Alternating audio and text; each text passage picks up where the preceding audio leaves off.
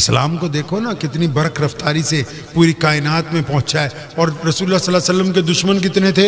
आप अकेले थे मक्के में और पूरा मक्का दुश्मन था। अल्लाहु अकबर। आपको पता है कि इस्लाम का संदेश क्या है? पता है? अरे पता है इस्लाम का संदेश क्या है भाई? चुप। पीछे इंदौर में भी कह के गया था, मौलाना मुफ्ती साहब बैठे हुए हमारे हजरत जी। आपको पता है इस्लाम का क्या संदेश है भाई? नहीं पता ना? अगर हमारा कोई हिंदू सिख भाई पूछे कि इस्लाम का क्या मतलब है तो क्या बताओगे? नमाज पढ़ते? अरे बोलो ना, नमाज पढ़ते हैं? बताओ।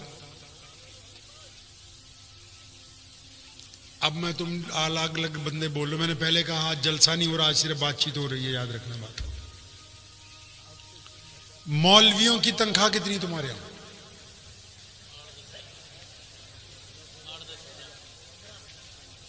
15, 10, 8,000। आप जो प्रधान है सारे कोशिश करना है एक कटोरी में पानी लेके,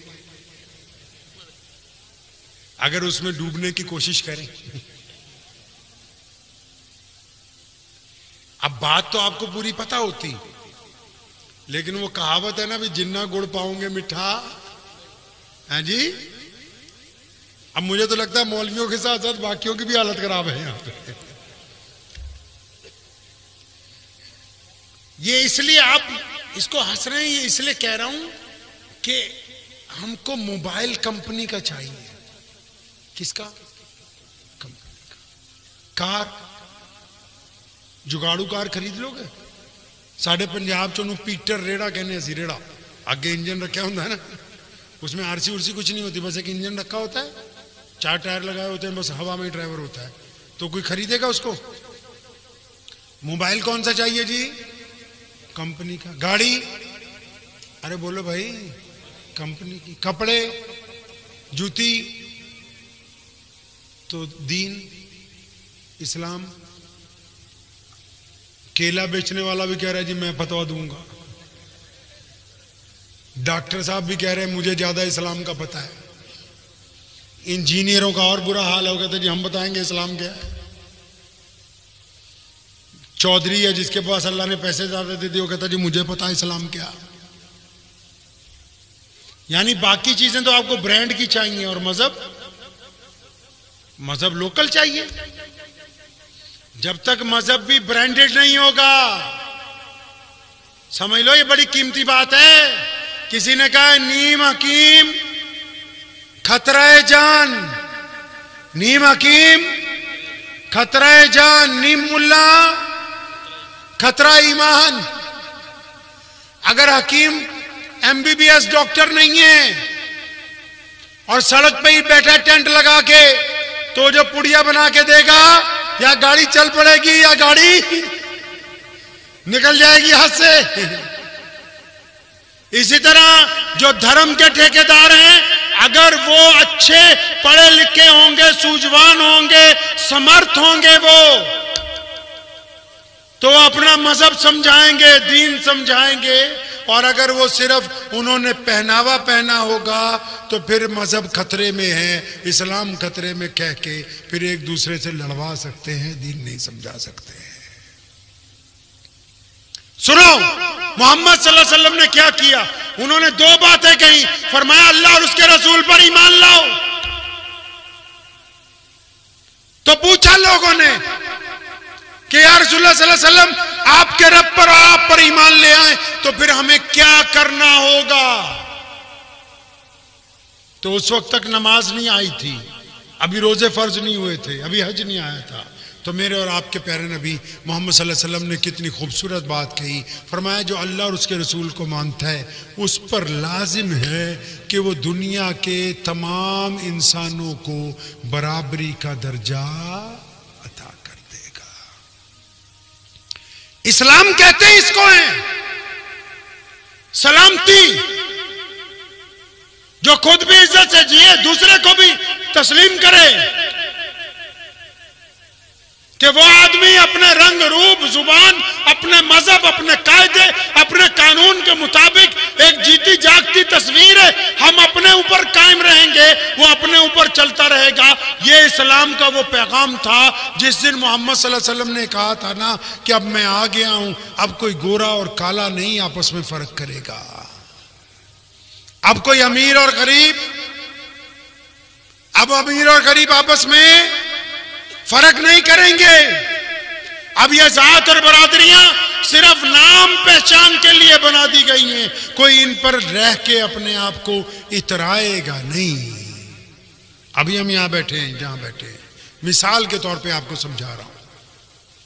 अभी अगर यहां ईशा की नमाज हो रही हो, कहां, मिसाल के तौर पे समझो ये मस्जिद है, 2 मिनट के लिए समझ लीजिए कि यहां ईशा की नमाज हो रही है।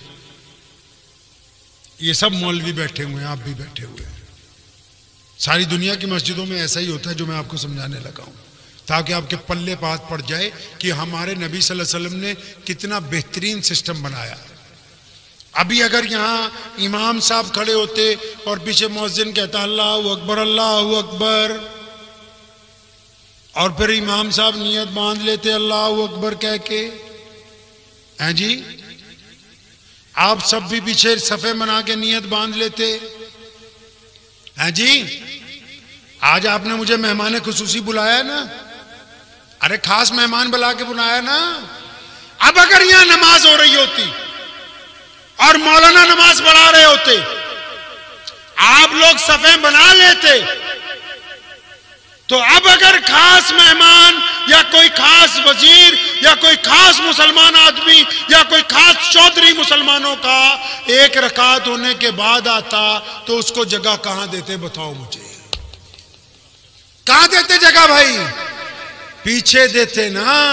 और अगर हम 5 मिनट और लेट आते तो और पीछे, और अगर 5 मिनट और लेट आते तो और पीछे, और अगर फिर आखिरी रकात में आते तो जिस जगह इन मुसलमानों ने अपनी जूतियां उतारी हैं वक्त के इमाम को वहां पर पीछे नियत बांधनी होगी, क्योंकि ये मोहम्मद का दीन है। इसमें किसी माई के लाल की जुर्रत नहीं है कि वो किसी गरीब को पीछे हटा के खुद आगे पहुंच जाएगा। ऐसा ही होता रोज मस्जिद में, ऐसा ही होता रोज कि नहीं होता?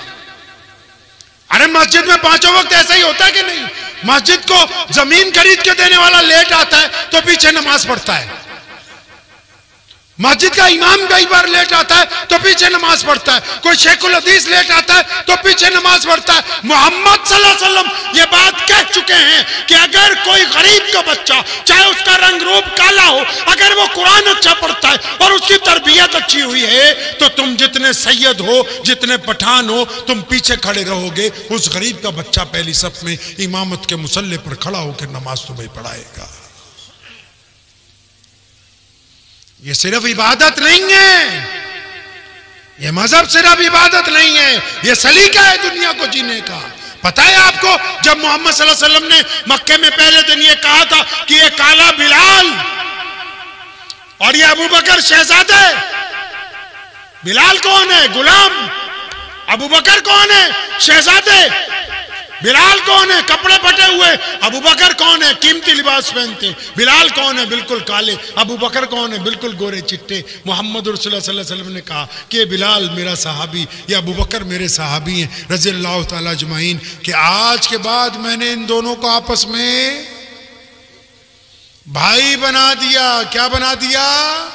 आप हैरान करेंगे, कभी आप सीरतुन नबी सल्लल्लाहु अलैहि वसल्लम पढ़िए। जब मक्के में मोहम्मद सल्लल्लाहु अलैहि वसल्लम ने अपना दीन शुरू किया ना, तो लोगों के लिए सबसे अट्रैक्शन की बात यह थी कि जो लोग मक्के में आते थे व्यापार के लिए या मक्के की बड़ी मस्जिद में, क्योंकि तवाफ सदियों से होता हुआ आ रहा है, जो लोग आते थे ना, जब उनको ये पता लगता था कि एक ऐसे नबी आ गए जो कहते हैं अमीर गरीब गोरा काला सब एक ही सफ में नमाज पढ़ेंगे, अब सब एक दूसरे के बराबर हो गए, तो अपने गांव में जाके, शहर में जाके मीटिंग करते थे, ढिंडोरा पीट के भी इधर आओ, तुम्हें एक हैरानी की बात बताएं। भाई हैरानी की बात क्या? कहता मक्के में एक ऐसे नबी आ गए जो अब ये कहते हैं कि दुनिया में तमाम इंसान एक बराबर है। मोहम्मद सल्लल्लाहु अलैहि वसल्लम ने यह बात जिस दिन कही पूरी दुनिया के लोगों को कि भाई एक दूसरे का सम्मान बड़ी चीज है, सहाबा को यह बात समझा दी। एक दफा का जिक्र मिलता है कि सैयदना सलमान फारसी रज़ियल्लाहु ताला अन्हु ने मजाक में, और लिखा है उसने मुफस्सिर ने 100% मजाक में उन्होंने हजरत बिलाल रज़ियल्लाहु ताला अन्हु को यह कह दिया था, ए बिलाल काली माँ के पुत्र क्या हाल है तेरा। अब बिलाल के दिल को लग गई ये बात, सीधा मोहम्मद सल्लल्लाहु अलैहि वसल्लम के पास पहुंचे। या रसूलुल्लाह सल्लल्लाहु अलैहि वसल्लम ये सलमान फारसी मुझे ताना देता है। नबी अलैहि सलाम ने सैयदना सलमान फारसी को बुलाया, बहुत बड़े सहाबी हैं जलीलुल कदर। फरमाया सलमान क्या तुम अब भी ज़माने जाहिलियत की बातें करते हो? मेरे आने के बाद तो ये रंग और जात के भेद मिटा दिए गए। सलमान फारसी रोने लगे, बाहर निकले। उस वक्त सड़कें नहीं होती थी, गलियां कच्ची होती थी, रेत होता था। तो देखा बिलाल सामने से आ रहे हैं। सैयदना सलमान फारसी जमीन पर लेट गए, अपना गाल रेत के ऊपर लगा लिया और बिलाल को आवाज दे के कहने लगे, बिलाल हे मेरे भाई जरा करीब आओ और मेरे दूसरे रुखसार पर यानी मेरे चेहरे पर अपने पांव रख के निकलो ताकि मुझसे ये जो गलती हो गई ना इसका इयादा हो जाए। अब बिलाल आगे बढ़े बड़ी तेजी के साथ और दोनों कंधे पकड़ के सलमान फारसी को उठा के अपनी छाती से लगाया। दोनों रो रहे। सैयदना बिलाल फरमाते, सलमान मेरे भाई अगर कोई गलती का एहसास कर ले तो वो ऐसा है जैसे उसने गलती की ना हो। ये बात किसने समझा दी आपको कि फलां बरादरी मुसलमानों में बड़ी आला है, फलां बरादरी कमतर है? सुनो मुसलमानों, दिल के ऊपर हाथ रख के सुनो। अगर कोई मुसलमान हो और मोहम्मद रसूलुल्लाह को मानने वाला हो और उसका ये दिल में यकीन की जगह शक पैदा हो जाए कि मैं किसी गैर मुस्लिम भाई का जूठा पानी नहीं पी सकता, अपने किसी हमवतन भाई के घर में नहीं जा सकता, मैं उनके साथ बैठ नहीं सकता, उनके साथ उठ नहीं सकता, तो मेरी बात पल्ले बांध लो, आप सब कुछ हो सकते हो, एक अच्छे ईमान वाले नहीं हो सकते। अगर आपके घर में जो बर्तन रखे हैं ना, घर में बर्तन होते हैं ना, अगर उन बर्तनों में एक दो बर्तन ऐसे हैं जो ये आप ये समझते हैं कि मेरी कार का ड्राइवर है, ये मैंने बर्तन उसके लिए रख लिया एक गिलास, या ये बंदा मेरे खेत के अंदर मजदूरी करता है, ये बर्तन उसके लिए है। मेरी बात सुनो, अल्लाह ने बार बार कह दिया कि तमाम कायनात मेरा कुंबा है, तमाम कायनात अल्लाह का कुंबा है। और अल्लाह फरमाते हैं कि जिसको मेरे कुंबे से नफरत है, जिसको मेरे कुंबे से नफरत है वो अल्लाह से मोहब्बत करने वाला नहीं हो सकता।